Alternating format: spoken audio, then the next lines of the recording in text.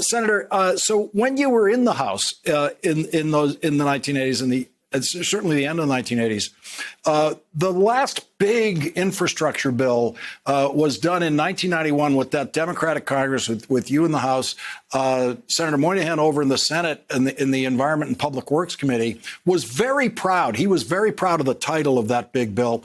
It was the Intermodal Surface Transportation and Efficiency Act, which took on the name ICE-T.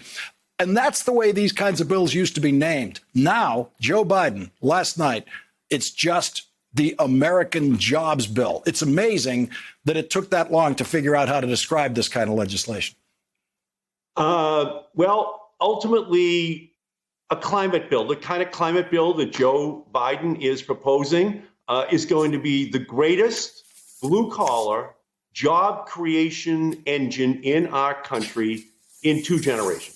Carpenters, electricians, roofers, that is who will be installing the solar. That is who will be installing the wind. That is who will be making the all-electric vehicles, the plug-in hybrids, the battery storage technologies, rehabbing every building across our country to the highest possible energy efficiency standards, all blue-collar workers. And so ultimately, Joe Biden is right on message. This is what it's all about.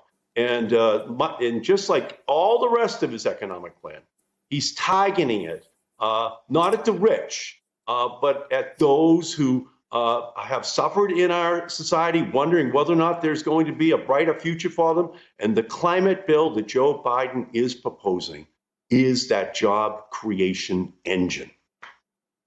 He did speak directly to voters and workers last night when he talked about, some of you are wondering, is this bill for me or does it leave me out? You wrote a piece in the Boston Globe with a proposal of yours for what you're calling a civilian climate corps. And in it, you propose that people who join it would have access to financial grants of $25,000 per year of service, up to $50,000 to either pay down student loan debt or pay for higher education.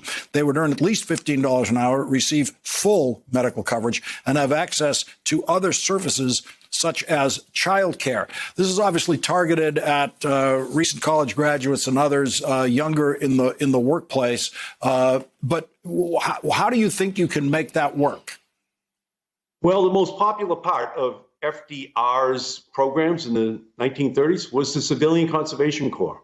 1 million young men who went out and did great things for our country, like the Works Progress Administration as well, that we're still proud of today and benefiting from.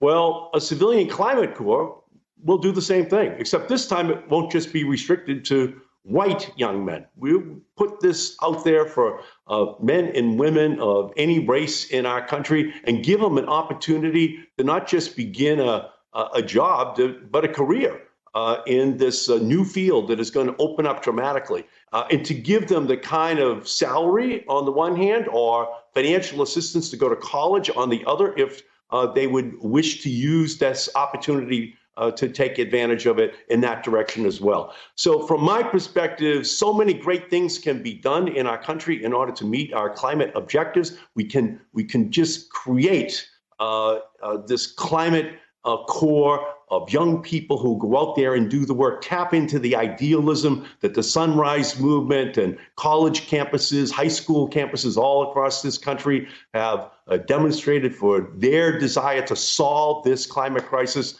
and to do it while being paid and then being given an opportunity to get an education. Joe Biden scored an 85% approval rating for his speech last night, just the speech. And I think you and I know we've never heard a president use the word jobs more in a speech like that. You have to assume there's some relationship between how often he drilled home the notion of jobs and the approval of that speech. This is jobs, jobs, jobs. That's what the Biden plan is going to create in our country. And again, they're blue-collar jobs, largely. They are for those people who, as Joe said last night, who work with their hands. We can put all of them to work in our country, in all 50 states, by the way, not just the states that have fossil fuels in them, but every state, to put them to work installing this new environmental and energy technologies for the 21st century. And I think his message resonates to 85% because people understand that he cares about them, their families, and their ability to provide for themselves and for their children. Hey, thanks for watching our YouTube channel. You should know that you can follow today's top stories and breaking news and catch up on your favorite MSNBC shows all in one place. Download the NBC News app today.